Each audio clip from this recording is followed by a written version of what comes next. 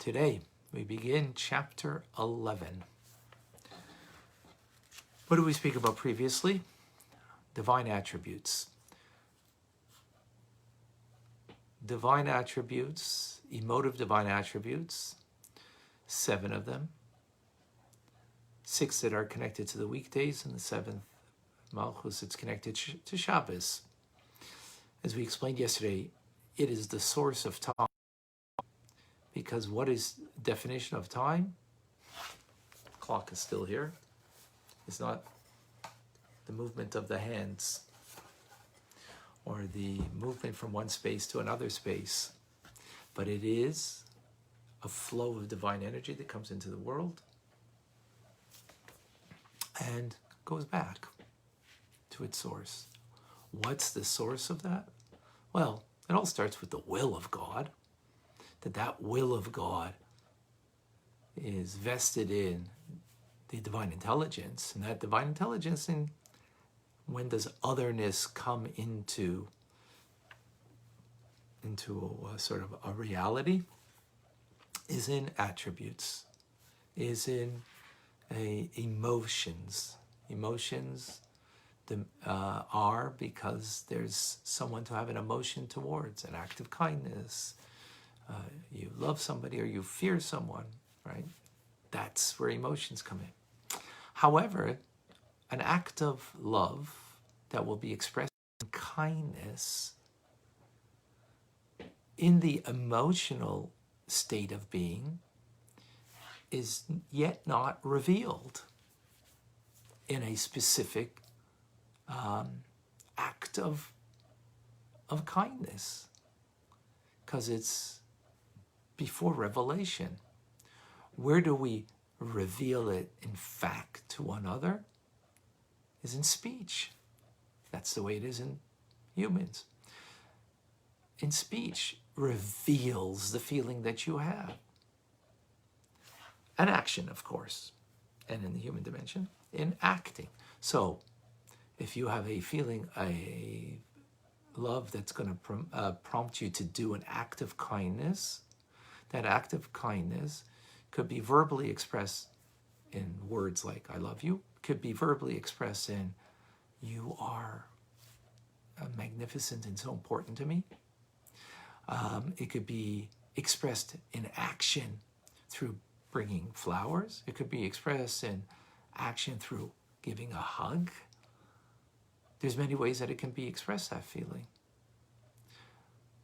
So feelings is not enough in the human condition. It needs to be expressed. It needs to be expressed. So from there we understand, looking from understanding that, in the divine order of things, the fact that God has divine emotion, right? The 7 emotions, as we explained, that still needs to find expression in an utterance. Now, to be certain and to be clear, that expression in an utterance, just like the divine emotion is only from our perspective, that we see it as an act of kindness, an act of gevura, of restraint. From God's perspective, it's a simplistic whole oneness with Him, right? So likewise, when we speak about an utterance, we're talking about from our perspective. So from our perspective, the creative process of God expressing kindness, as we said in the first day, in yesterday's class, we explained that in the first day of creation, that kindness produced light. But it was not through the emotive expression or the emotion itself. It was through the utterance. Vahiyor, let there be light. Then produced light. The same act of kindness by God also produces other things, like water. Of course, water is kindness. It's life-giving. So it's an act of divine kindness. Its expression, though, is through the words Mayim, Mem, Yud, Mem. Light is Aleph, Vav, Resh, or different letters that express a different aspect of divine emotion. And it is these letters that are the vital force of the specific created thing that is an expression of, for example, divine kindness. Gvura would be, I was going to say this here, but it would be like fire. Aleph Shin. A different form of expression. The point being over here,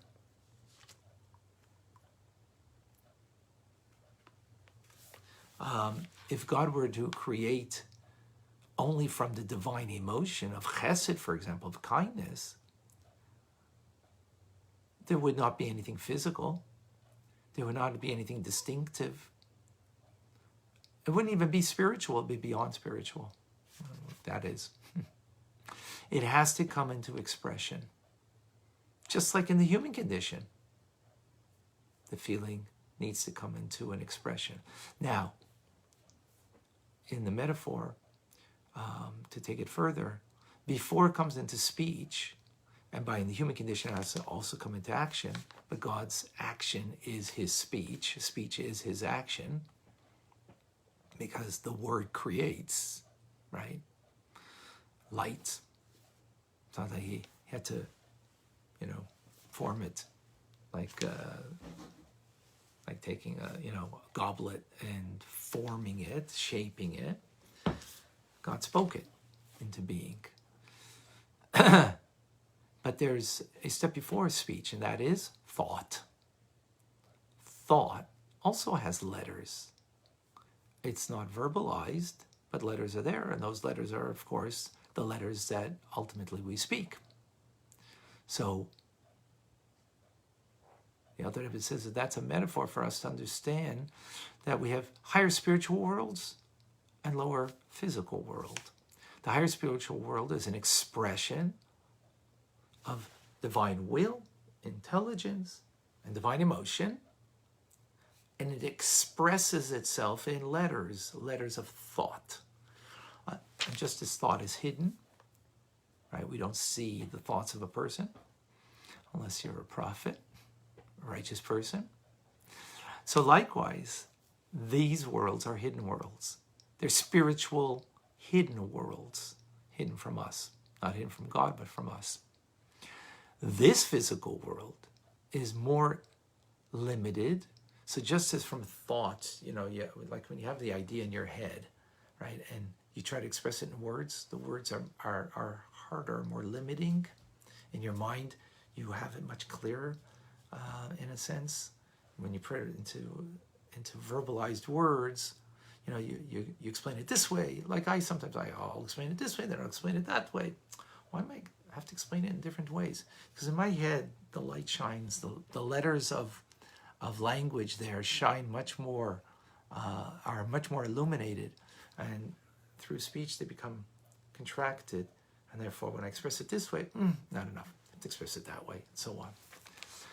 That shows in the creative process of creating the revealed worlds, which is this physical world is an expression of, it comes into a much more delimiting, contracted form of divine light, divine energy, called letters of speech, an utterance, like the 10 utterances of Vahi, or let there be light, and so on and so forth, as articulated in the Torah, in the book of Genesis, in the beginning of creation. Now, so that's the concept of bringing now, again, from will to intelligence to emotions, to that emotion having a specific form of expression, a limited form of expression in the utterance, in that utterance creating a specific being or a specific creation. Now, what is the relationship of that divine utterance to God, who utters it, to the emotions where it stems from, right? Where it evolves from? That'll be tomorrow's class. And how do we, from our perspective, perceive it rather than from God's perspective? So more on that to come. It's a very abstract idea. The important idea over here is that divine emotion finds expression, revelation through the divine utterance, divine letters that are the specific force that vests itself in the created being. That's okay. It's Gimel Tammuz. Let's say hello to Sina, to Lacey from Cheyenne River, to Joseph from Fort Worth, Texas, Alan from LA,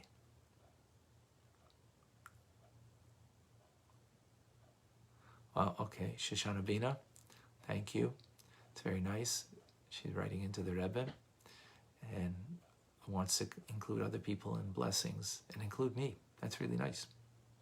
Thank you. So my Hebrew name is actually like my English name, Roni, Resh Vav Nun Yud. So my English Hebrew name are the same. Roni ben Shoshana. Actually, my mother's name is like yours, Shoshana. So in English, you could write it any way, it doesn't matter. But in Hebrew, it's Resh Vav Nun Yud. In English, Roni, that's Ronnie. Ben Shoshana. Halevi. I'm Halevi. Thank you, that's really kind of you. Jonathan, hello from Israel. Shalom. And yes, Sarah, shalom to you in Sweden. In Indonesia, Henki. I don't know if I pronounced that right. Thank you for joining. Rachel, hello. Julie, shalom. Sky from Dallas, Texas. Golda, shalom. Okay, yes, Golda. Okay. God willing. Mustafa, yes. And Jonathan. Thank you for joining. Erica from Norway. Mark from Santa Rosa.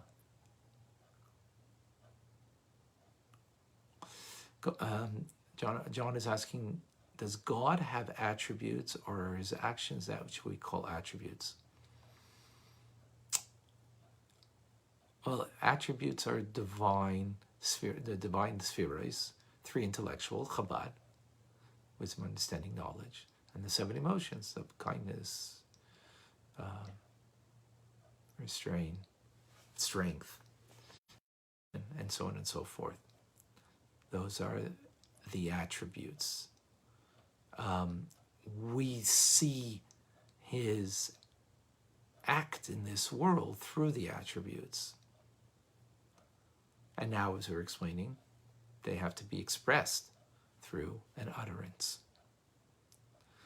So, all of that is one with God, and we perceive it, because we're human, in distinctive ways. I don't know if I explained that clearly enough. Denise, thank you. Yes, last night was very nice. It was beautiful. Thank you for... Is it that the Torah's some words have two meanings, which give the feeling of a diamond reflecting the light that is still one word? So the feeling is essential to reflect Jewishness. Yes. Yeah, very good. Excellent. Kimberly, shalom. Okay. So, folks, I'm just putting in again here, just in case you didn't get it before, ChabadZuchrein.com. Rebbe, youtube.com/Rebbe, so you can join in a full day of learning. I'll be teaching tonight at 8:30 p.m. Montreal, New York time. That you can join me then or throughout the day. If you can't join me then, join throughout the day or both things. Jeffrey from Toronto, welcome. And Armin, shalom. Thank you for joining. So another few words while we're together about Gimel Tammuz, the third day of Tammuz. This day is biblically noteworthy because it's the day that Joshua, who was battling in Givon, needed more time for the battle to continue, and had the sun halt. The sun halted in order that the Jews could wage the battle. The words is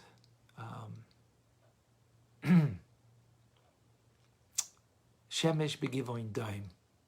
The sun in Givon, dome. Dome, I said halted, but really means was quiet.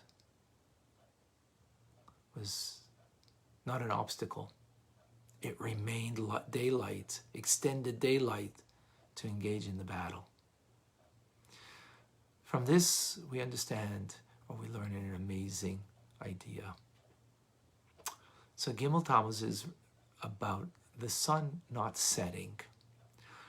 We use a beautiful metaphor of the sun for many different things, and one of them is that the sun illuminates us, gives life. Well, who illuminates us and gives us life is a Rebbe.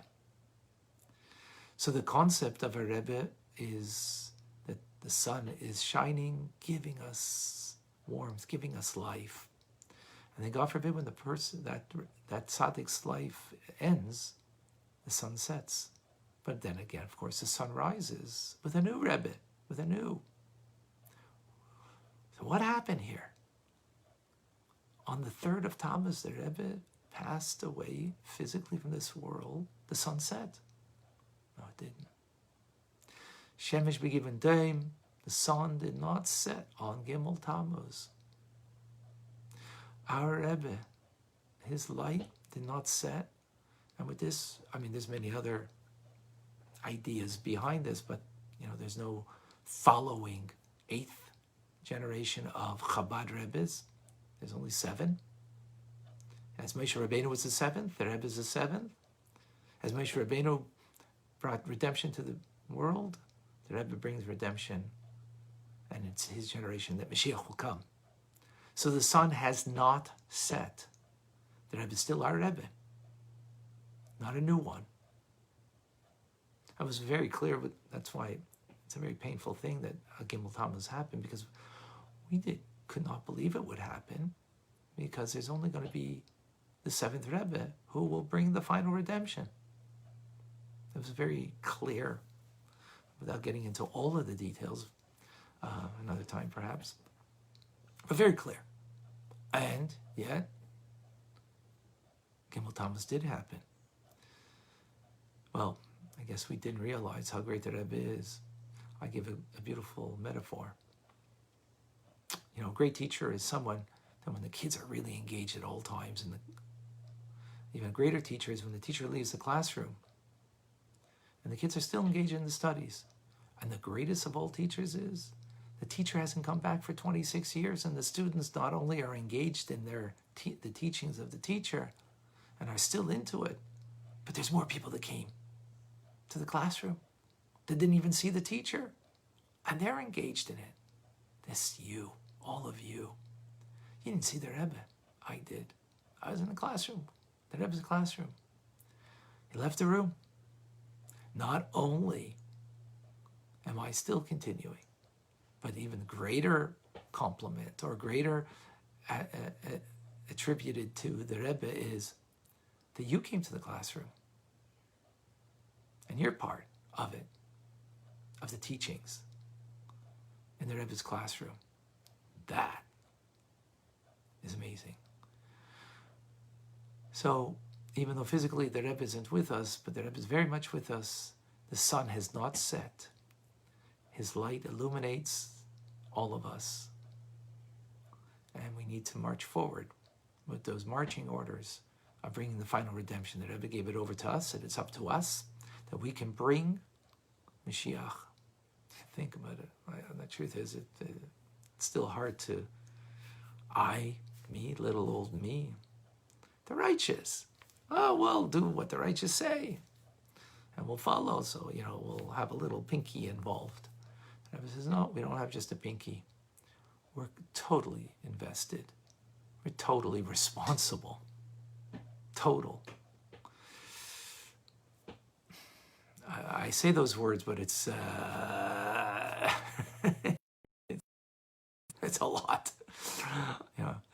I'm talking to myself really and saying it out loud so I could penetrate me, because that's total responsibility. The Rebbe felt total responsibility, and he gave it to us, so we should feel total responsibility. Now that can mean in a small things that we do. It doesn't have to be, we have to open up 5,000 Chabad houses more ourselves. But it just means that we have that sense of total responsibility of bringing final redemption. And whatever we do has that capability and possibility. So in that sense,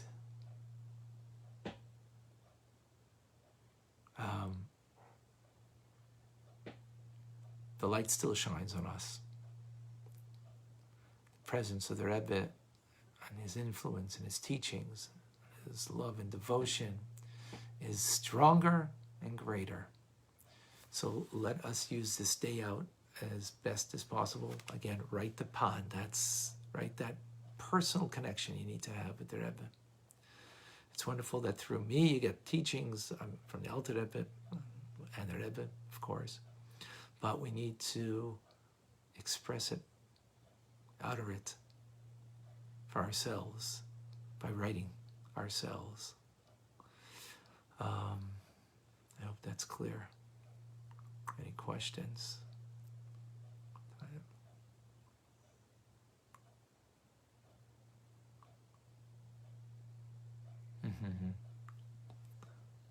Yeah. Exactly, Denise.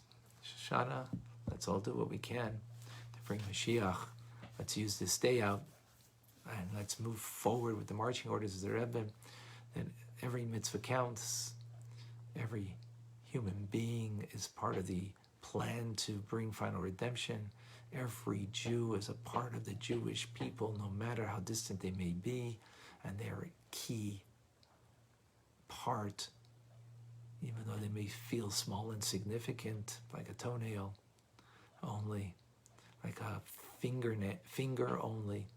No, and essentially part of the Jewish people, and together as the Jewish people coming together to bring that light to the entire world, we will indeed bring Mashiach, and should be speedily, with the Rebbe leading us out of this exile. Have a wonderful day, a wonderful Gimel Tammuz, and may we merit the Geula Shlema Mashiach now. Thank you.